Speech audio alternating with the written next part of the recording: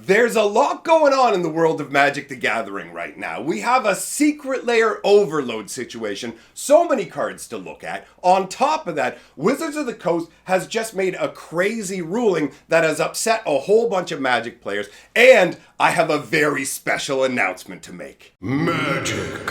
I am a wizard! History. I'm an old wizard! The Magic Historian. My bones hurt. Greetings!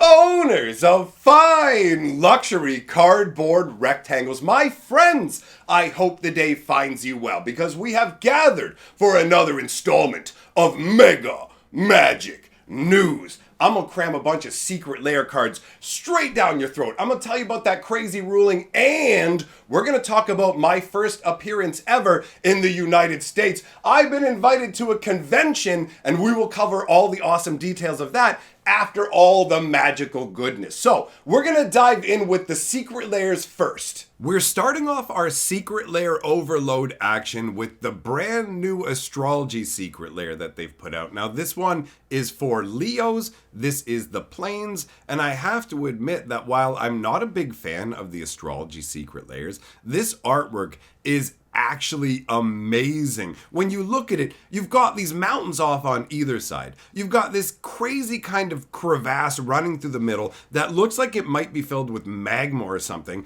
and it leads into this sphinx carving. At first I thought this was some kind of sphinx sunbathing, looking up at this crazy sun that's blasting out, but then I realized that it's some kind of crazy stone construct or something, and there's like a gateway built into it along this fissure. The artwork is really interesting, but other than that, I don't have much to say about this particular secret layer. So let's talk about the secret layer bonus cards that have been popping up. The first one is Winged Sliver. 1 blue and 1 for the 1/1 flyer that gives all sliver creatures flying. Now, these sliver cards coming along have caused people to speculate on whether slivers are going to be making a return in Dominaria United. And that is an interesting idea, but I feel like Wizards of the Coast thinks that slivers is a big enough concept that they may kind of set it off to the side for future use, because right now it feels like what they're going to focus on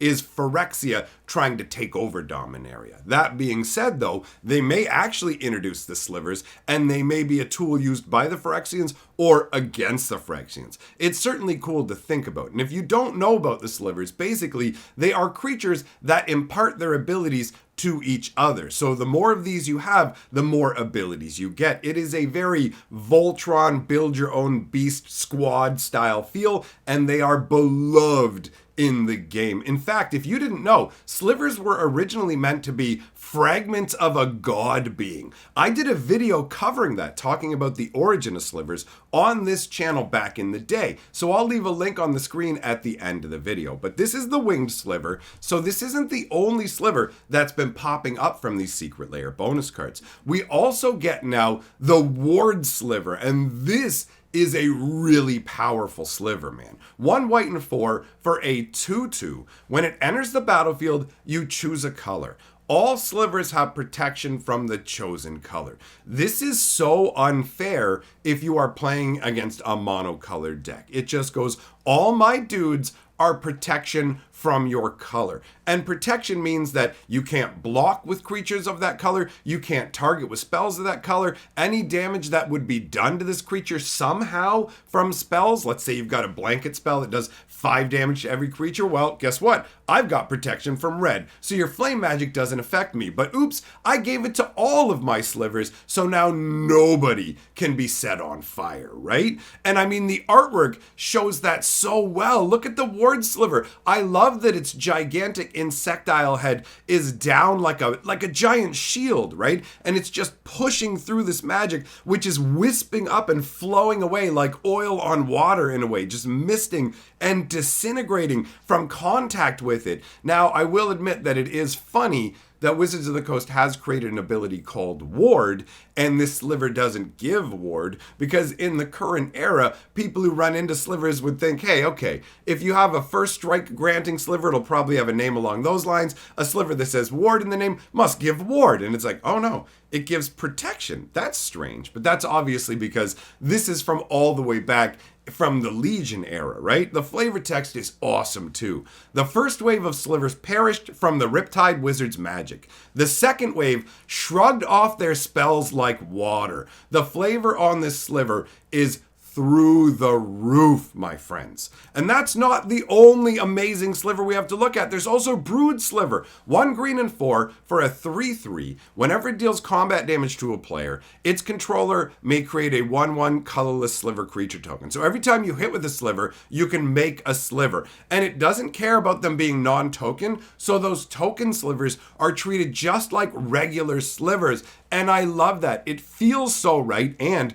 just feels more powerful. I have played sliver decks in the past, and Brood Sliver has always been one of my favorites. It's absolutely insane in terms of the power that it brings to the battlefield, and it absolutely conveys the flavor of the slivers multiplying insanely as well. So this is an awesome include. We're seeing 3 of these different slivers showing up in the Shades Not Included Synthwave secret layers. That's pretty amazing. That is hype. But that's not the only secret layer bonus action we're getting. We're getting another installment in the Persistent Petitioner saga. So this one is pretty unsettling looking. Obviously, by now, most of us are familiar with what this card is. It's your 1 blue and 1/1/3 human advisor. Pay 1, tap it to make somebody mill a card, but the real juice is when you tap 4 advisors to make somebody mill 12 cards. And icing on the cake, to make sure you can do that, you can have any number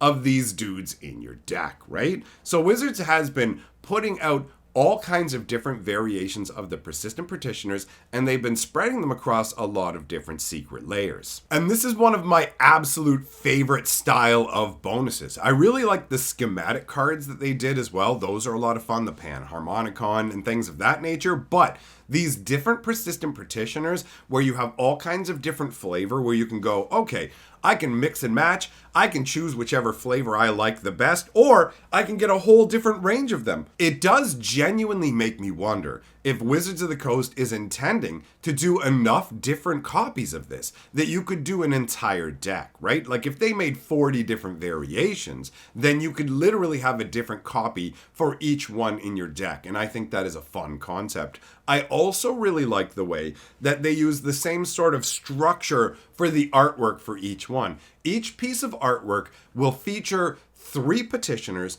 in roughly the same kind of setup, right? Now, obviously, each one is with a different flavor, but they even keep the flavor concept in the flavor text itself similar in that you get a little bit of the droning intonation that you would hear. Like, each set of these petitioners is obviously petitioning for something different, but you can actually kind of connect them all into this big long sequence. So you'll have a particular group that's interested in baking goods. You'll have another one that's totally obsessed with rap. And these ones are saying that they are petitioning for a decreased duration of synodic months would be most welcome. Also, so they all basically continue along in one massive chain, and that's a lot of fun and feels like what they used to do with the old uncards. The artwork is wild. You've got these crazy white masks and not white masks, sorry, like white makeup faces, I assume, or these are super pale individuals. When you look at their arms, the arms don't feel like as white, so it looks to me like they're basically getting ready to go to a Kiss concert, but they stopped before fully doing it, so they look way more unsettling because they don't have a big star on their face, right? So you've got the dark, beady eyes, you've got the white face makeup, but they also wear black scarves around their necks. And then you've got the black circles behind their heads as well, which really just make them look like disembodied, pale, bloodless heads, which is intense. And it's got this whole like theater vibe with all these like ribbons drifting down from above. You've got the moon, you've got like the full moon in the back, and then you've got these kind of dark moons circling around in a triple orbit. Like, this is some really awesome artwork. There is a lot going on here, and I genuinely enjoy these secret layer bonus cards. And speaking of bonuses, Turns out, I didn't mention at the beginning of the video, I have some non-secret Lair cards to talk about that are also interesting. Take a look at this Throbbing Inspector, I should say. This is part of the regional championship promos, and this artwork is awesome, dude. Throbbing Inspector is pretty sweet. 1 mana for a 1/2 human soldier. When it enters the battlefield, investigate. And if you don't know what investigate is, you make a clue. A clue is an artifact that you can pay 2 mana and sack it to draw a card. So it makes great flavor here, right? Walk in, I'm the inspector, I find a clue, you can use that clue to gain knowledge. The flow through is great, but what I really like about this is there's no reminder text. I like it when Wizards makes more advanced versions of cards that are popular because we already have the original versions that have the reminder text, and these ones are intended for people who like to go to tournaments, so they don't need the reminder text. Everybody who's playing in tournaments where Throbbing Inspector is going to be allowed knows what Investigate is. So these to me are absolutely awesome. The artwork is super intense as well. This does not look like a 1/2, right? Like you look at this individual, I'm like, you could say 3/3. She literally looks like she has a handful of like spirit worms or ephemeral ghost trails, and this is the clue that she's found. It just, man, feels massively intense. I think it's partially the fact that the artwork is done where we're done, like it's an angle where we're looking up at her, but this is really awesome artwork. And we have a couple of these different promos to look at. The next one is Selfless Spirit, right? That's a big step up. 1 white and 1 for a 2/1 Spirit Cleric with flying. Sacrifice Selfless Spirit. Creatures you control gain indestructible until end of turn.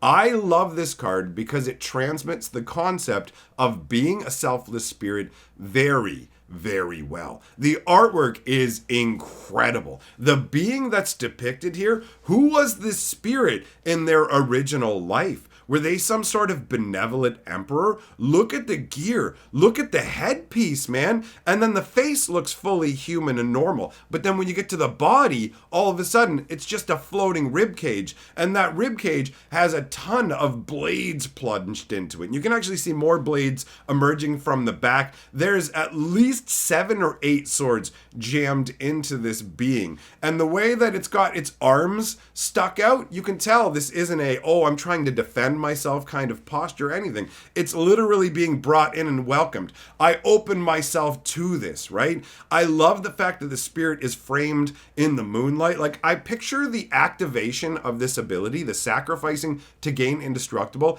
as the spirit floating up in front of the moonlight, and then there's just this flare of luminescence as the moonlight pours through it, and then everything that could harm anyone, any of your creatures, just flies towards this selfless spirit. Every blade embeds in it, all fire magic starts railing into the spirit, and it basically just gets obliterated in the process, right? Like, it takes it all, but it gets undone by it, and it's just so noble and epic, and it is so well encapsulated here. I love it when a magic card tells the full story perfectly, and both of the 2 cards we've seen for these promos so far do a great job of that. The third one we're going to look at is Gideon, Ally of Zendikar. Ultimately not the most exciting planeswalker to me, you know what I mean? 2 white and 2, 4 loyalty to start. +1, he becomes a 5/5 human soldier ally creature. I think it's cool that he becomes an ally so we can team up with the people on Zendikar. That's neat, right? He's still a planeswalker. You prevent all damage that would be dealt to him. His 0 ability is to create a 2/2 white knight ally, and then -4, you get an emblem with creatures you control, get +1/+1. So, I mean, in terms of planeswalkers, he's kind of lower on the power scale. He's cool, but he's not the most insane planeswalker out there. But I really dig this artwork. I like this depiction of Gideon. We've never seen him like this, and I love the battered, messed up armor specifically. You can see gigantic rents in the breastplate, and you can also see it on that little buckler that's strapped onto his arm there. And I really just like that, and the way that the buildings behind him are all messed up. You've got the Hedrons, like, this is literally Zendikar we're looking at, right? He's the ally of Zendikar. And it doesn't feel like the normal Zendikar the way we've seen it. Everything's got a beat up and kind of dirty vibe that really kind of makes me think of Fist of the North Star a bit, and it's gritty and unclean, and I really dig it in this particular instance. Now it's time to talk about the crazy ruling that has a bunch of Magic players up in arms. This ruling affects a particular class of Magic cards, so I'm going to use the example of Pithing Needle to explain to you what's going on. Pithing Needle is an incredibly useful artifact that costs 1 mana. When it enters the battlefield, you choose a card name. Activated abilities of sources with the chosen name can't be activated unless they're mana abilities. Now, at first glance, this feels like kind of a weird card. Well, what if I don't know what my opponents are playing? How am I really supposed to use this needle effectively? Well, you can wait until they put their permanents out and put this out to shut them down. But really, the main purpose of cards like this are to be used in sideboard or main tournament decks, depending on the tournament environment, as a way to preemptively shut down problems. So you will already know what your opponent is running most cases, and you can just go, boom, put down the Pithing Needle. Before you've even had a chance to cast one of these spells, I've already locked it down, so you can't use its ability from the get-go. So essentially, it's a tournament tool, right? And what's happened is the Unfinity set has come along, and it's brought stickers into the game. And if you hadn't heard, these stickers, this stuff, is tournament legal in the oldest formats in Magic, including Commander.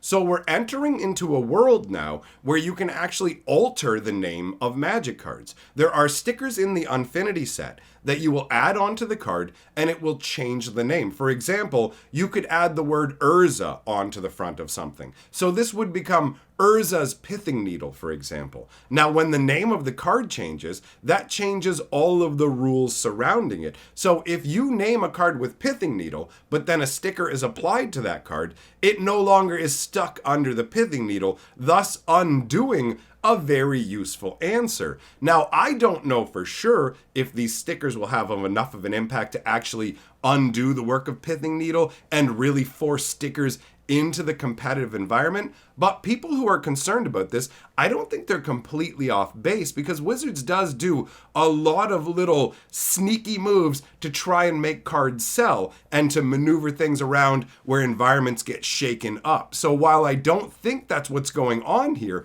I can't say for certain that's not the case, and it is interesting to see that something as ridiculous as an unset, when shoved into a regular environment, even when they talk about how, well, the stickers can't really have much of an impact, we're already seeing examples of cards where the stickers definitely will have an impact. Now, let's move on to the most exciting part of this episode, and that is talking about the convention! This opportunity has been presented to me, and I am absolutely taking it. Now, my friends, before you buy your tickets, you need to know this. You have to use the code HISTORIAN when you buy your ticket for 2 reasons. 1, it's going to give you a discount on the ticket of 5%. And 2, this is how they track that you're going because of me. And if enough people sign up because of me, then they're willing to pay for my airfare and my hotel room down there, which makes this all functional and feasible. Now, bear in mind, because I live in Canada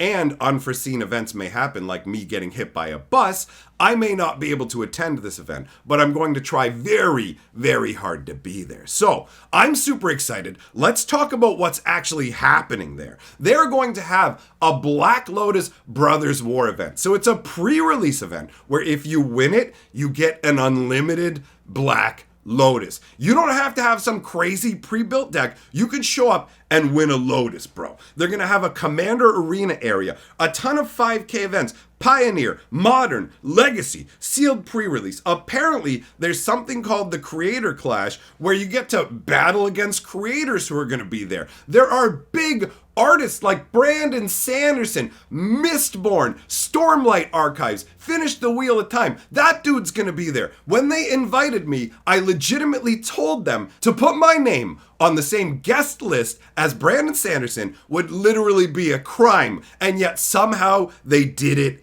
anyhow, right? They have a VIP area. If you get VIP tickets, that means you get to hang out with me in the VIP area as well, because they're giving me one of those tickets, and they're gonna have food, drinks, giveaways. It says they got thousands of boosters to give away, scavenger hunts, magic puzzles, all that stuff will have prizes. You get to go in a little bit earlier if you're a VIP. They've got an art gallery set up with full-on art, a bunch of magic artists there. There's gonna be a movie night for the VIPs, arcade games, ping pong table, a pool. Like, bro, there is so much, and I'm so hyped. I can't believe I've been invited to this. So yeah, if you want to go and you want to meet me, that's where I'm gonna be. I'm so hyped. Okay, so that wraps up everything I have to talk about today on this channel. If you haven't heard the word, we are having an amazing time on my other YouTube channel, Hatcher. Massive amounts of live streams, other good times, games, fun, everything. So come on over and hang out. You're genuinely missing out. But either way, thanks for being here, my friends. Having the time of my life. I'm so stoked. Big thank you to my patrons. I've been invited to a convention.